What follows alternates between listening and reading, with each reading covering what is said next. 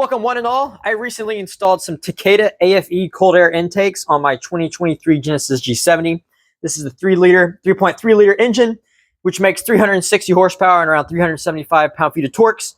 And supposedly with these air intakes in, it's supposed to be making 380 horsepower now with just under 400 pound-feet of torque. Supposedly, if the specs on these are correct. These are supposed to add 20 extra horsepower, 22 extra horsepower to be exact, and 20 pound-feet of torque, increasing airflow by an additional 30%. All that being said, can you actually feel those performance gains? I mean, this car, let me explain it this way. This car is already super fast and pulls crazy hard. I'm being honest with you, I can't really tell a difference. I'm sure it does help increase. I mean, it does increase airflow. I'm sure it does increase some horsepower, but whether or not you can actually notice that, that's another question, and I'm going to say you can't. But now in terms of sound, it does add a much nicer sound. You get that air whooshing noise when you're accelerating. You've got the like, and then you let off, and you've got a little bit of. It's not like a turbo blow-off valve noise. These are blow-off valves right here.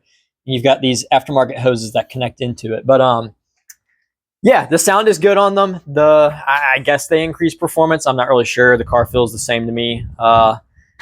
But yeah, those are just my thoughts on the performance, whether or not you can feel it and the sounds. I'm now going to talk real quickly about the installation process. It took me and a friend 3 hours to do this. He actually was able to install these on his G70 in about 2 hours. So we ran into a little bit more issues. The main problem being this breather valve. This is the aftermarket one that comes with the cold air intake, but the stock breather valve, which is actually bolted in by a bracket right here and runs up under the engine cover. You can just pop this off. But gosh, that took us like a good 15-20 minutes to get off, and a few other valves as well. But the trickiest part about this install, I mean, it's pretty straightforward for the most part. You just unscrew a bunch of stuff, you unclamp a bunch of stuff. Like, sounds pretty easy, but you have a lot of really awkward angles, such as this right here. So this snorkel has to screw into the stock air inlets that bring air in from the front of the vehicle that flows into the filters. So yeah, I'll get to that later about why these are interesting. But this was an impossible screw to get screwed in just because it's such a weird spot and hard to get to. But yeah, expect to take 2 to 3 hours to install. So I wanted to talk about now what is interesting and different about these cold air intakes. So when I first discovered these, I was like, this isn't a cold air intake because it's sitting in your engine bay like a short ram hot air intake.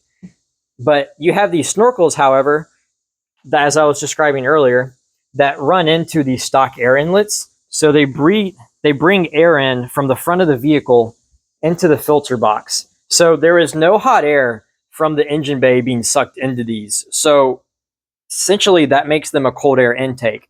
However, there is a valve cover you can pop off right here, and it allows for more airflow into the box. Let me show you that again.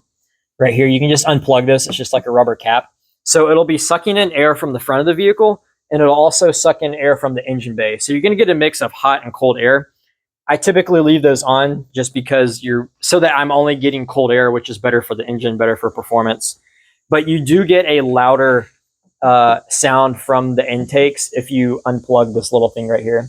So just a little tidbit for you there. So in conclusion and ending the video, I hope you guys found this interesting. Hope you found it helpful.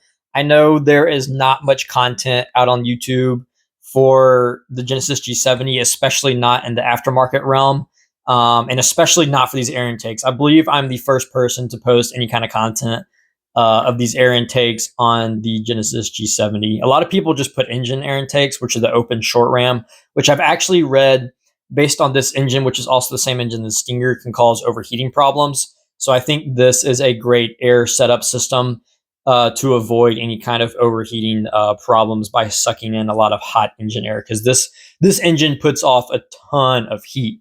But yeah, all that being said, hope you guys enjoyed this video. As always, leave a comment below if you've got questions. I'm happy to answer anything. But I will see you guys later.